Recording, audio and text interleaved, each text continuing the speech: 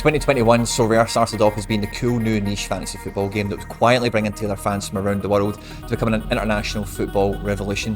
Bringing together fans is one thing, but bringing together the entire football community is transformative.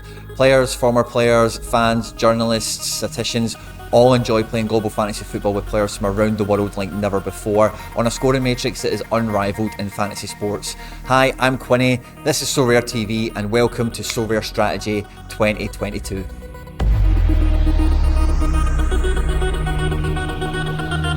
Over the last 2 years, I've used a variety of strategies and micro strategies on SoRare and done pretty well with them. The most common DM I get is, Quinny, where should I be focusing my attention for the next 6 weeks, 6 months, whatever. In this video, I'm going to be going through everything that you need to be keeping your eyes on for the year 2022. Now, none of the stuff we go through in the video today, guys, is easy. So if you're easily swayed, you change your mind a lot, you're spending money you shouldn't be spending. All trades on SoRare, guys, there's no backbacks. So it's money. Once you've spent it kind of thing, you know. This isn't going to work out. It's just not, to be honest with you. So we're going to go through everything that you need to know for 2022. If at any point, guys, you laugh, you learn, you like something, whatever, please do subscribe to the channel. Like the video means a lot to me. Let me know in the comment section below anything you would add into this or anything you're going to be taking away from the video and implementing into your club today. If you haven't even opened your account yet, there is a link in the description down below that gets you a free card. It's the best sign up offer going. If you don't sign up and get a free card, you are behind the pack. Now, first and foremost, what you need to do is have a real zoom out on the year that is going to be 2022 and decide where you want to be trying to finish. Okay, that's the first place we need to start, is with where you actually want to go. If you don't have an idea of your end objective of, you know, what you're working towards, then you're not going to end up anywhere. You know, there's an old analogy about a boat without a rudder. Now, your goals, your metrics could be anything. Could be win percentages, could be ETH balance, could be a number of different things. Okay, whatever your goal is going to be, it's going to be achieved by one of three ways, really: trading, playing, or playing and trading. Okay, so you need to decide first of all which one of these paths is going to be the one that you're going to carry your club down for this year with the variables in mind. For me, most people will always try and occupy the trading and playing route. Okay, now for me personally, I would always suggest anyone who does walk that path, you need to decide right now, right at the beginning, what portion of your gallery of your club is going to be SO5 centric playable cards, and what percentage is just going to be market trading, or maybe even you're just long-term trades. You know, you're buying somebody now for next year to sell, like a backup goalkeeper, something like that. My favourite ratio for this kind of thing is always 80-20, so whatever you're good at, I would go 80% into, and whatever you're not as comfortable with, not as confident in, whatever, I would do 20% towards that, because it gives you a nice kind of little sample size. It's not too much risk involved, and it gives you a little taste of the success you would have with the one that you fancy yourself to be weaker on out of the two. So we need to start off with where we want to be. Over the year 2022, the main things I'm going to be looking to utilise with my club is card capture. Okay, now for me, 2022, for limited cards in particular, is all about card capture. I want to win as many limited cards as I possibly can throughout the year 2022. That is my number one objective. If I don't ever get star rare, I'm not really that bothered. I just want to hoover up as many of them as I possibly can. The limited market is fantastic in a lot of ways, but it's also very volatile, and I've never really wanted to enter the trading aspect for limiteds. There's a great opportunity for this calendar year to be hoovering limiteds up and gathering them in your club. That will be vital to your future SO5 success. The second thing I would want to have a real focus on in terms of what I'm putting into my final picture is the Qatar World Cup. Now, the Qatar World Cup is in November this year is when it starts. It runs for pretty much the full month. And the cards, any card, limited, common, rare, super rare, unique, any of these guys that are in a quarter-final, semi-final style nation, you know, they've got the pedigree, the track record, the strong squad, the good manager, that kind of thing, then those guys are going to become very valuable to SO5 come November, because the whole world will be shut down for it like never before. You know, MLS will run right into it and finish. Same with the J and the K League. European seasons will be curtailed temporarily for it. So it's going to be a really interesting World Cup, and I think there's going to be a lot of SoRare's energy and effort will probably go into surrounding the World Cup in terms of like the special weeklies and you know, real world giveaway kind of things. You know, I see them going all out for that. We have had only 2 nations licensed between now and the World Cup. Would I expect SoRare to go out and actively chase down more national team licenses? I think I probably could see that from like the top 10 nations, certainly, because those NFTs, those cards, will definitely have collector value. You'll also get some gaps filled if some random guys are getting into national teams. that haven't got a card from somewhere else as well, which is nice. We had that previously with the German and the French squads from last year, which is why we've got guys like Kante and Pogba and Havertz. I would be keeping my eyes open for any nation that you really fancy backing in the World Cup, and you can get a player that is in the squad, can feature, maybe as a starter. That's something I would want you to use as a differentiator. If you're between 2 or 3 options and one of them can tick that box, I would try and take that one in for you, because the Qatar World Cup will be one of these things you won't want to FOMO into too late. It is January. It might feel like I'm talking about this too early. I've genuinely been thinking about the World Cup since like November last year, to be honest. I definitely think for 2022 it will be a real crescendo to a lot of SoRare's marketing efforts, I suspect, for this year, as well as the competitions and the prizes. Throughout this year, I think there's going to be a lot of opportunities on a lot of different levels and a lot of different strategy angles, so what I've experienced over the last 2 years is when there is lots of change, there's lots of things going on, it's really important that you pick your battles and you decide exactly, what auction are you going to chase down? Are you going to keep pursuing that extra goalkeeper? Is that something you really need to do? Does that really make a big difference to whatever your 80% is? SoRare cards are not Pokemon. You're not here to catch them all. You're only here to get the ones that really fit your strategy, really get the juices flowing for you. You love watching them play. You've seen this kid since he was in the academy, at your local team, or on football scout pages and all this type of stuff, computer games, highlight packages, whatever. Those are the guys. Pick your battles. The ones you really believe in, the ones you really back, go for them, because this year, not every opportunity will come back around twice. The same things happened to me over the last 2 years with different, cards I've chased down, auctions, goals I've had. Is sometimes you think manana, the train will come back again, and sometimes it does. Sometimes it does, but sometimes it doesn't. You need to pick your battles. You need to decide the ones that this is the hill I'm going to die on. I need this super rare. I need this rare. I need that limited U23 goalkeeper, whatever. Because if you do just try and tick every box and go and get, I've got a full team from here and a full team from here, and sometimes you can dilute the strength of your wallet, and you take a step back and you look at your club and you go, do you know what, man? I've got a 2 EVE club, and you wouldn't know it to look at it. That's the worst situation you want to be in.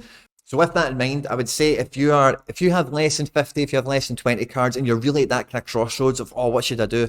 I would make one team that absolutely kills. Now, what I mean when I say that is if you have 2, 3, 4 teams, whatever, that go out there now, and they're all relatively mediocre, maybe one can get lucky, and if you get the combos exactly right, you pick the correct captain, then you can get a card and you can win something, maybe in a midweeker, maybe you get podium, something like that.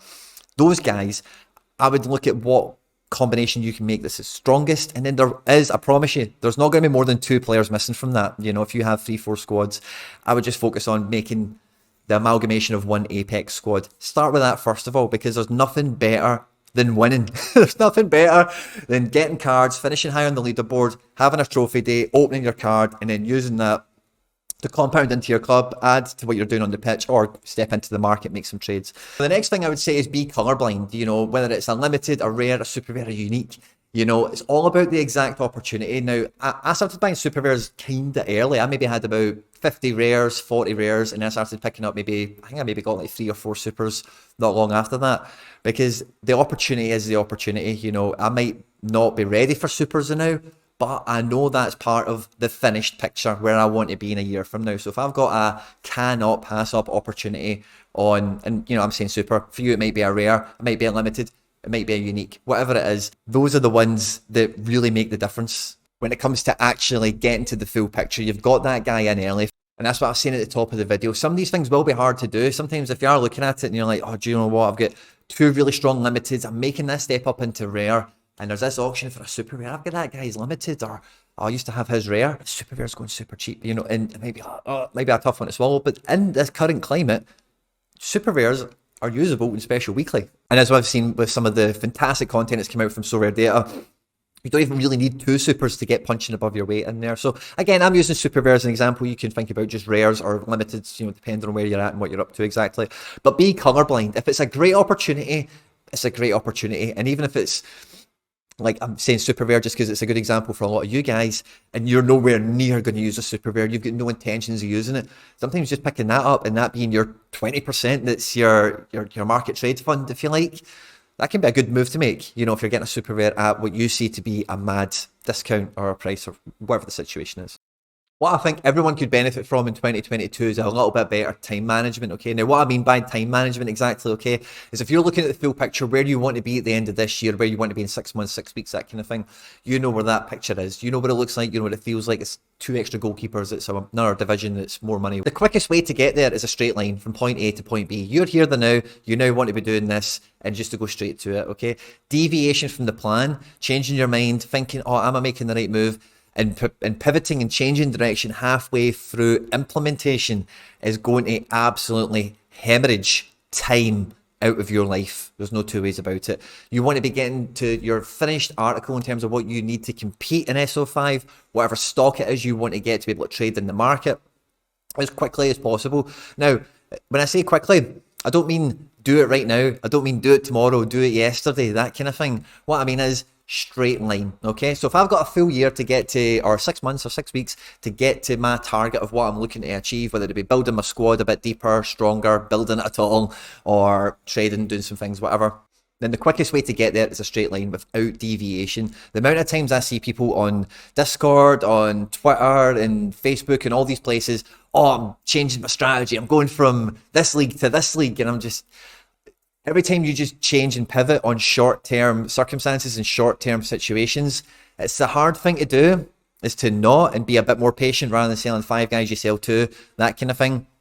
But it is 100% the best way to carry yourself forward is make as little deviations, make as little changes as possible. You have just more time, you know, in your life to enjoy content, watch football, hang out with your friends and family, go away on trips, whatever, without being stuck in your phone all the time. I love SoRare, you probably do as well, but we all spend way too much time on maintenance and trimming and that kind of thing that is unnecessary. And sometimes it is completely avoidable because you're deviating, you're overthinking it, you're second guessing yourself. When you've seen the full picture and you've decided this is where I want to go and you start making moves towards there, the best thing to do is to carry on, because to change direction, you're only going to harm your chances of getting into the position or anything like the position you want to be in. Indecision is honestly the cause of so many heartaches and heartbreaks across SoRare, is people that start off with trying to go for one thing and then totally go in the opposite direction with the next decision. So please, guys, make sure you're doing your own research when you're going into a strategy. And what I mean by that exactly, it's like I keep saying, go to the end result. What do you want it to look like? And then lay out, how do I get there bit by bit? You know, because most people are not just going to go out and spurge in the market and absorb from the market exactly every card that you possibly want. It's just not. You make the rules, guys. It's your strategy. You know, if you want to, you know, make adjustments and make changes, and by all means feel free to do so. But I would always urge that, you know, you do your best, absolute best, to make your the end goal that you set out in the first place, your plan A, to be pretty robust. There's nothing wrong with having a plan B, you know, there's nothing wrong with having, if this set of circumstances doesn't pan out for me, what is my go-to move? Is it abandon ship, or is it, you know, maybe cast off 1 or 2 items, or is it go in and get more, you know, kind of thing. So having that plan B lined up and ready to go and being aware of what can activate plan B is very, very vital, because again, having a plan is great. Some of you might be sitting there thinking, "Aye, Quinny, it's all good for you to say stick to a plan and what the rest of it, but this just happened to my goalkeeper, or my striker just transferred, or this happened, or that's happened. Madran's away to Saudi Arabia or something," you know. If everything went terribly wrong, that you would be able to quickly adjust in some fashion, whether it's like the key midfielder that I need, or the only goalkeeper I've got that's playing, something happens to them, you need to have a contingency plan, you need to have a plan B if you do have a lot of SO5 or trading pressure in a couple of different players' positions. You've not got a wide variety of options. And we all know, guys, having a cash balance, having an ETH balance, having a wallet that is flexible and ready to move helps you make the best decisions possible. I would always urge, whenever you are gathering ETH, or whether you are trading cards and gathering a bit of a wallet together to go for something, that you try and keep as much of it as much as you possibly can, and really do pick your battles, like I said at the beginning, you know, because luck is fake. Luck is a mixture of hard work and opportunity. Now, what the wallet gives you is opportunity. If you've always got some sort of wallet knocking about, quarter of a coin, 0.1, 0.05, you know, whatever it might be, then as soon as an opportunity comes up that you couldn't have foreseen, because that's the thing about opportunities, guys, you don't always know they're about to come, you know,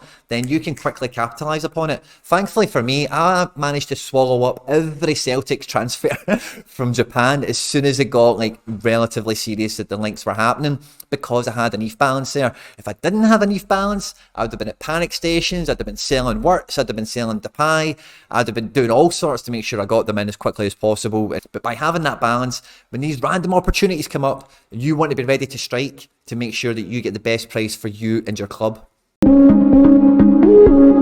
I hope you enjoyed that, guys. On screen now is 2 other videos that you might enjoy. Don't forget to hit that subscribe button and leave a like. Take care.